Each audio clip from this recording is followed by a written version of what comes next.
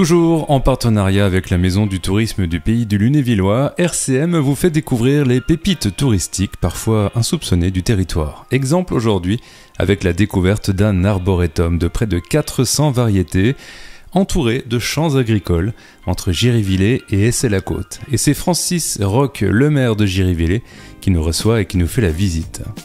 Découverte des sites touristiques du côté de Giryvillé au cœur d'un arboretum. Pour nous en parler, Francis Roch, le maire de la commune et en charge de ce lieu sympathique. Bonjour. Bonjour. Alors, merci d'avoir choisi Giryvillé. Eh ben, on est toujours à la découverte des pépites comme ça sur le territoire et je vous assure qu'on est fin septembre parce qu'il fait super bon quand même là aujourd'hui. Ouais. Et on va découvrir donc cet arboretum. Un arboretum, c'est ce qui a été mis en place par un habitant du village, c'est ça? Alors, monsieur Pierre Simon, qui s'est retrouvé propriétaire de ce terrain qui n'était pas très facile à cultiver. Donc il a eu l'idée de planter des arbres. Et aujourd'hui, il y en a plus de 450 essences différentes. Ouais. Beaucoup d'entretien pour lui. Et depuis l'année dernière, la commune assure l'entretien. Parce que monsieur Simon est maintenant âgé et c'était une lourde charge pour lui. Donc la commune, le conseil municipal a accepté d'envoyer les ouvriers communaux pour faire tout l'entretien pour que les gens trouvent un espace propre, accessible, facile à visiter. Parce que dès le départ, il y avait la volonté de partager en fait. Ça a toujours été ouvert. Toujours. Ouais. Il avait cette volonté de l'ouvrir au public, de montrer aux jeunes générations la nature sous une forme un peu concentrée, mais les aider aussi à s'ouvrir sur d'autres arbres que ceux qu'ils connaissent, dans la mesure où ils les connaissent. Ça veut dire que là, en 40 ans, on peut obtenir un arboretum comme ça. Mais en 40 ans, on peut obtenir un site pareil, mais avec beaucoup de travail. Bien sûr. Ouais. Vous faites un peu la visite Oui. Hein, donc il a quand même fait des plantations très opportunes. Hein. Je pense qu'il a commencé avec des essences locales. Celles qui étaient déjà en place en fait. Hein. Il avait des bouleaux, du frêne, chêne, un peu d'arbres plus rares, comme un alisier. Et après, il a fait des voyages et à chaque voyage, il ramenait quelques arbres et puis on lui en a donné. Donc en fait, financièrement, ça n'a pas été très lourd. Ouais. Et l'idée de l'arboretum est née un peu comme ça finalement. Et je pense qu'il avait l'idée déjà depuis très longtemps de faire un arboretum. Ouais. C'est une passion pour lui. Hein. D'ailleurs, on a pris l'entretien de l'arboretum, mais il y est toujours. Hein. Il est toujours là pour créer de nouvelles choses, mais refaire, vous l'avez soulagé des charges. Voilà, on l'a soulagé des charges qui sont l'entretien le courant.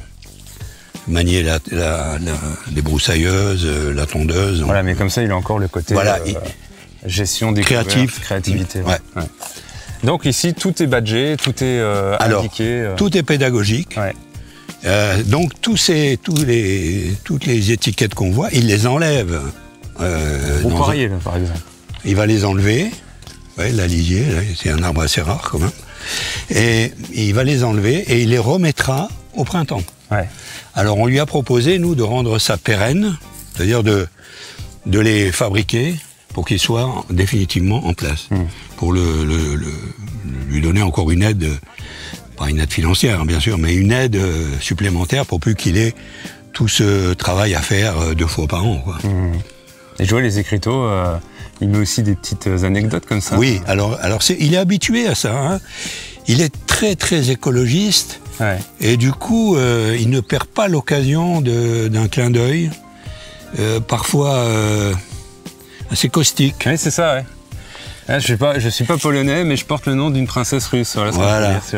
Et puis en même temps, je pense que pour les enfants qui traversent le parc, puisqu'on l'utilise par exemple à la chasse à l'œuf, eh ben bon, ils ont surtout le nez sur les chocolats. Mais de temps en temps, il y en a quand même un qui pose une question. C'est quoi ça? C'est qui? Ah mais une chasse à l'œuf ici, ça doit être bien sympa. Ah oui, alors une chasse à l'œuf. Alors Pierre Simon a toujours a une petite anecdote à raconter, et souvent, il retrouve des œufs oubliés. Oui, j'imagine. Voilà, et puis les petites souris d'ici, elles ont leur part de chocolat. Une petite colline, là. Alors, c'est artificiel, hein, ouais, c'est des choses qu'il a fait. Et il a donné des noms à tous les endroits. Ouais. Alors, on est en train de faire, on lui a demandé l'autorisation de le faire, on est en train de faire un plan du site. Ok. Jusqu'ici, il n'est pas vraiment planifié, quoi. Et dans sa tête. Ouais, je pense qu'il l'a bien, il le maîtrise, lui, hein, son site. Mais comme je lui ai expliqué, c'est que les gens qui viennent n'ont pas ses connaissances à lui. Ouais. Donc en fait, ils peuvent se perdre, hein, pas se perdre au sens s'y perdre. Définitivement perdre. Ouais. Mais ils peuvent emprunter des chemins, par exemple, qui ne sont pas répertoriés, que lui il connaît mais qui ne devraient pas être utilisés. Et après, ils perdent de vue l'essentiel. Ah ouais, et puis alors, on découvre d'un coup un point d'eau. Ah voilà. C'est magnifique. Donc c'est une source. Un saule pleureur. Wow. Saule pleureur. Alors ça, c'est très romantique. Hein. Là, là des photos de mariage. Et ça, voilà, là, on est avec Chateaubriand. Là, on est dans un romantisme... Et pourtant, finalement, si on regarde tout autour, c'est des parcelles agricoles. Oui. Ça veut dire qu'à un moment donné, ici, il y avait déjà des arbres ou il n'y avait rien du tout? Il y avait des arbres, mais c'était pas cultivable. Ah ouais. C'est-à-dire, le système du remembrement, c'est quand même de redistribuer les terres pour que la mécanisation soit efficace. Et il y a des laissés. Que personne ne veut, évidemment, l'agriculteur qui a... alors là, c'est une bonne leçon, parce que pour quelque chose que personne ne voulait, voilà. on en a fait une pépite, quoi. Et voilà, c'est exactement ça, ils en ont fait quelque chose de remarquable, c'est un vrai poumon, et je pense que les gens de Gérivilliers sont fiers de cet arboretum. D'ailleurs, il est utilisé, les gens de Gérivilliers viennent... soit en vélo, soit à pied. Ah bah j'imagine c'est un lieu de... Et puis, mais il n'est pas encore assez connu. Ouais. Je trouve que... Les alentours, je dirais. Hein même nous, les villages aux alentours aussi, hein, ils viennent à Gérivilliers. Oui, donc l'aura de l'arboretum, finalement, au départ, elle est plutôt villageoise. Voilà. Mais elle tend quand même... On va même dire, au départ, elle est personnelle. Ouais. Oui.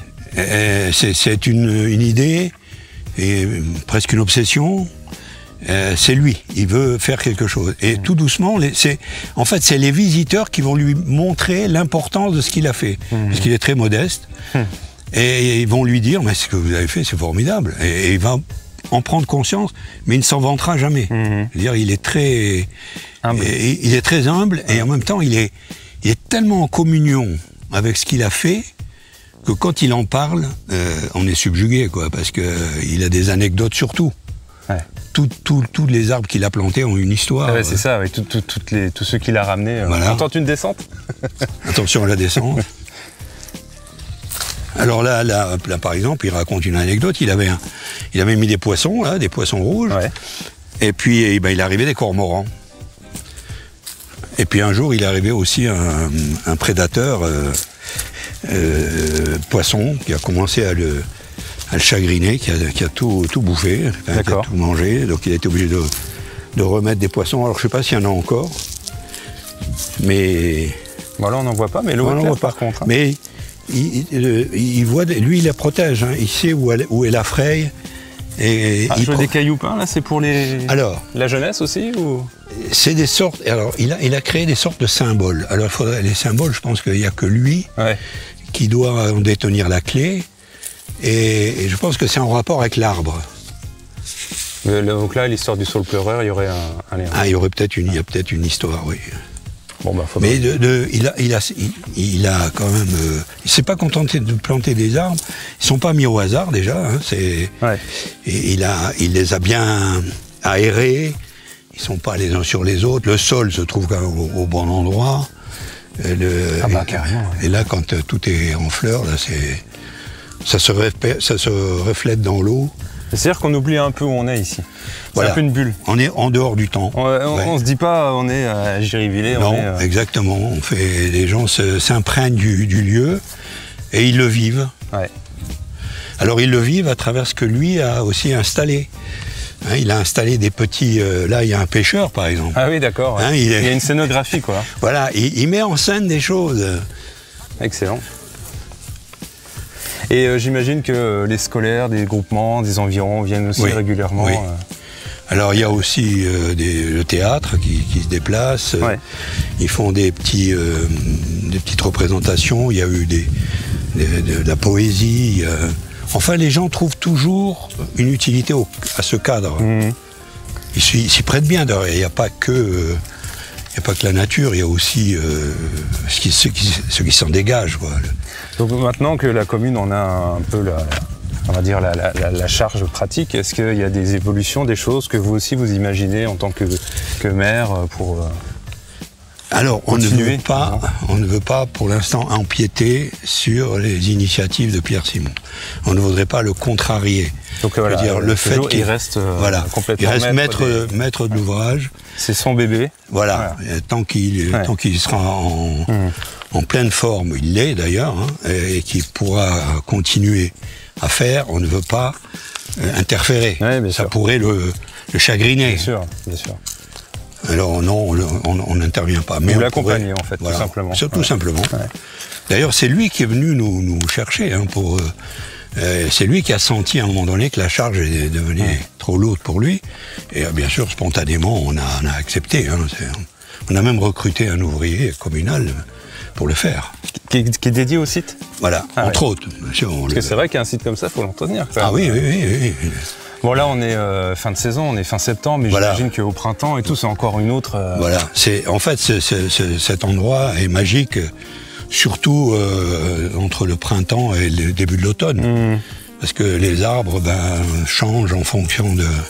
Et pour autant, le côté automnal là, qui arrive est sympa aussi. Les feuilles par terre, c'est une autre... En fait, il vit aux 4 saisons finalement. Bon, l'hiver, j'imagine qu'il est pas... Il accueille quand même du monde l'hiver ? Non, il le ferme. Il le ferme. On va dire 3 saisons, quoi. Il y a 3 belles saisons. 3 saisons où on peut trouver son bonheur à l'intérieur du site. Là, il y a une petite escapade qui va plus loin. Voilà, là, il a fait une passerelle pour aller dans une autre parcelle, mais qu'il n'a jamais exploité.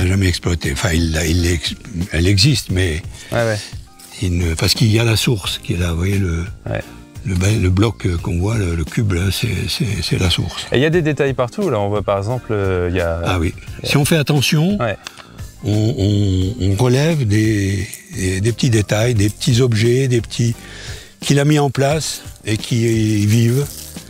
Alors, on les voit pas, ça dépend comment on le passe. Ça dépend à la vitesse où on passe et l'intérêt qu'on a.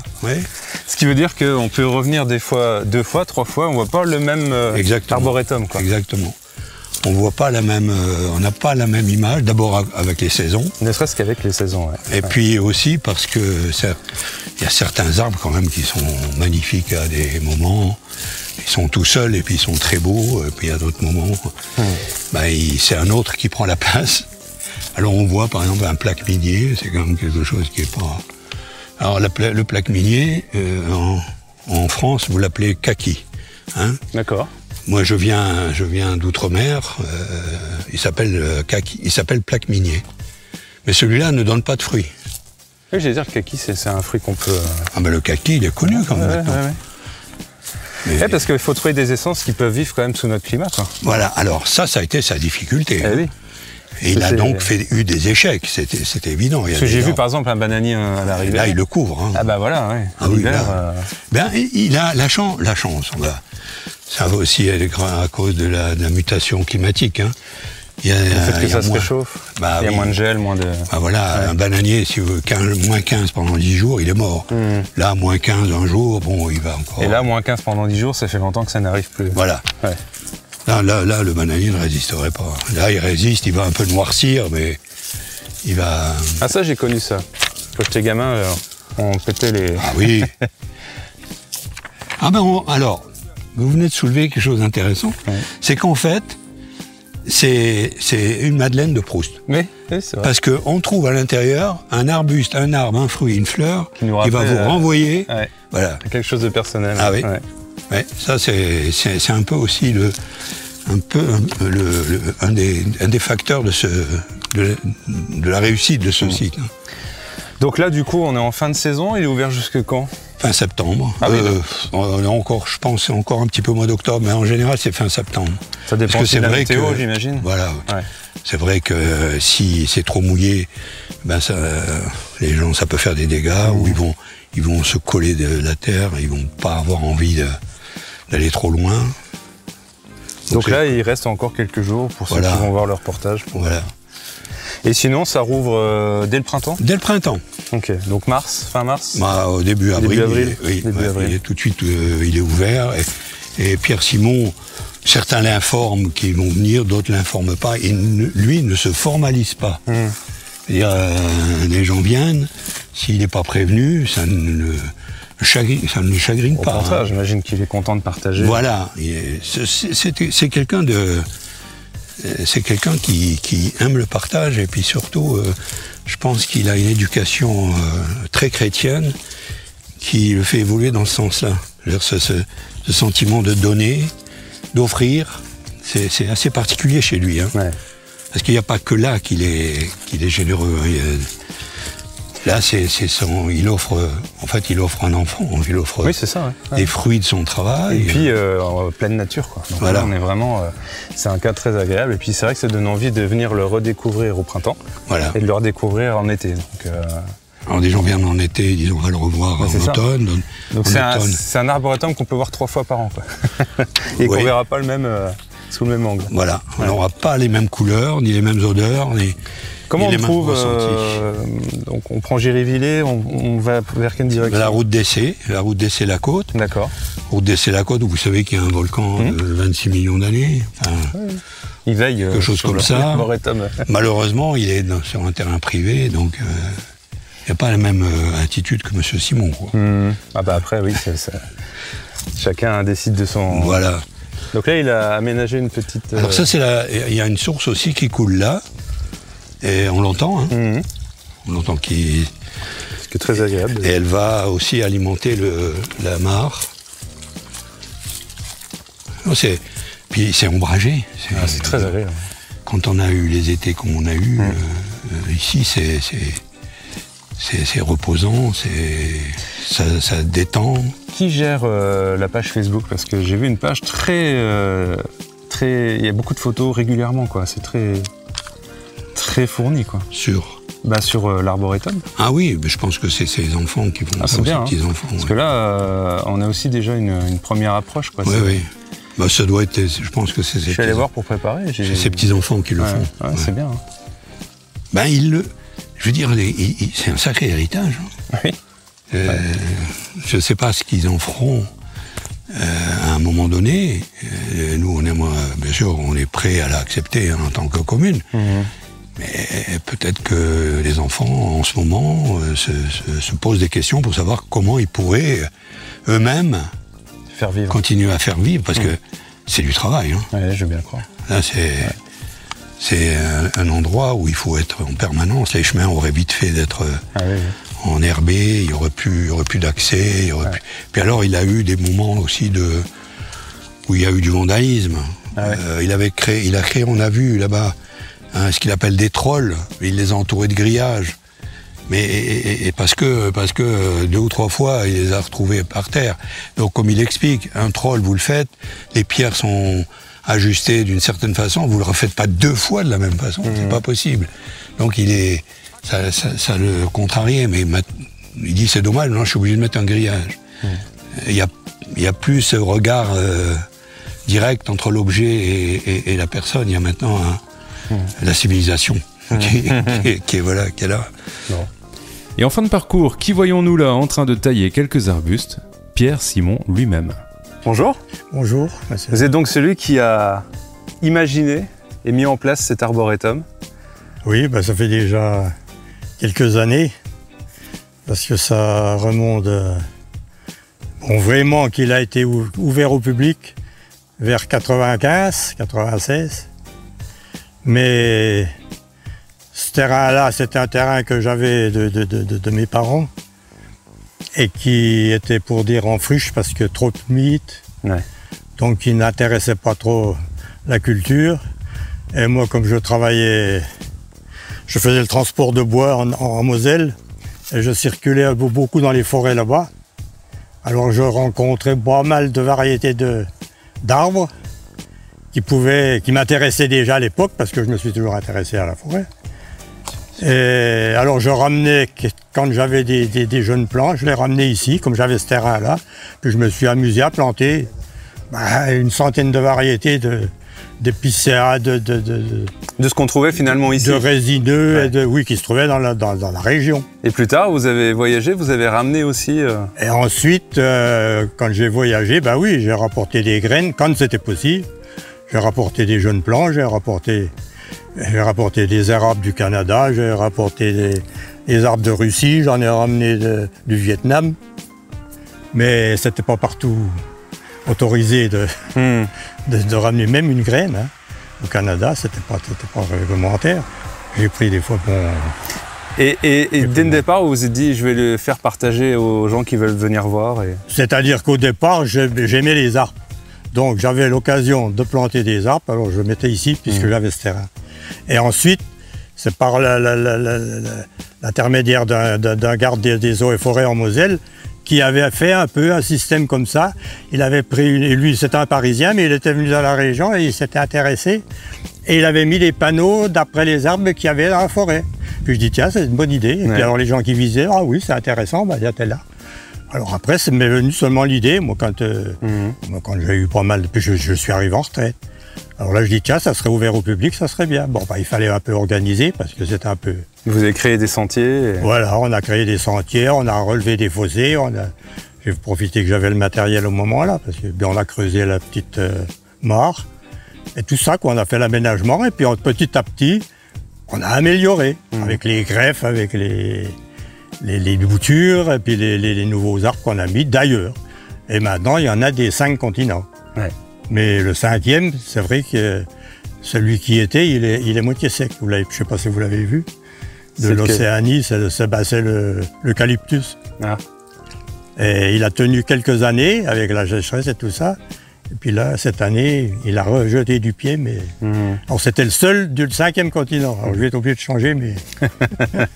Et vous continuez à venir régulièrement entretenir je continue avec mes moyens, parce que j'avance en âge. Alors j'ai trouvé un maire dynamique, et on a discuté, puis on a fait une espèce d'arrangement pour qu'eux ensuite prennent l'entretien principal, les fossés, le sentier, et puis ils me font ça bien. Et vos enfants, ils en pensent quoi de tout ça? Les enfants, ça les arrange, d'autant plus qu'en ce moment, ils n'ont pas tellement le temps de s'en occuper. J'ai une petite fille que ça intéresse beaucoup, mais bon, en ce moment, elle est en Norvège, je ne sais pas où elle est, et ça ne les intéresse pas pour le moment. Elle pourra ramener des graines. Oui. Pour le moment, c'est un arrangement qu'on a fait comme ça avec la mairie, puis que ça intéresse. Ça doit vous faire plaisir quand vous voyez les enfants, les centres de loisirs Bien sûr. C'est intéressant, surtout pour les jeunes, pour s'instruire. C'est instructif, et puis en même temps, c'est reposant, pour les vieilles personnes et tout ça. Donc ça intéresse tout un monde. Ça, c'est sûr. En tout cas, merci pour avoir fait tout ça, parce qu'on le découvre, on va en profiter. Je dis toujours, ça a été fait beaucoup avec amour, c'était dans le sens de partager quelque chose. Et comme j'aimais ça, j'ai pas fait tellement d'efforts. C'est réussi en tout cas. Voilà, c'est bien. Merci. Je vous remercie moi-même. Mais voilà, en tout cas, un très très beau lieu à découvrir. Exactement. Une des pépites du territoire. Et qui mérite d'être très reconnu, même au-delà de nos petites frontières. Et je pense que M. Simon accueillera toujours d'une manière spontanée et pleine d'amour pour son... Il saura faire aimer ce lieu. Et quand on en parle, on en emmène un petit bout, quoi. Et on a envie d'y revenir. En tout cas, il y a beaucoup de manifestations qui se passent ici. De quel genre alors? Alors, les enfants déjà, les centres aérés, pas les centres aérés, les centres aérés d'à côté, les villages d'à côté. Il y a, nous on fait le Pâques. Il y a les anciens qui viennent aussi faire de la marche. Quand ils font de la marche, ils s'arrêtent ici. Nous-mêmes, on fait une rando au vélo au mois de juin on s'arrête ici. Enfin, on en fait un lieu d'arrêt et de découverte. Voilà. Je comprends. Parce que les gens sont... c'est plus facile de s'arrêter là et de dire prenez 2 minutes ou 5 minutes à regarder plutôt que d'être sur un banc en plein soleil à sécher, quoi. Oui. Donc voilà un lieu qu'on invite à découvrir. Merci pour la visite. C'est moi qui vous remercie de vous être déplacé. Voilà, on va prêcher la bonne parole. Oui, merci. Merci à vous. L'Arboretum du Pont d'Argent est en accès libre jusqu'au 1er novembre. Visite guidée possible sur demande en mairie au 03 83 72 32 92.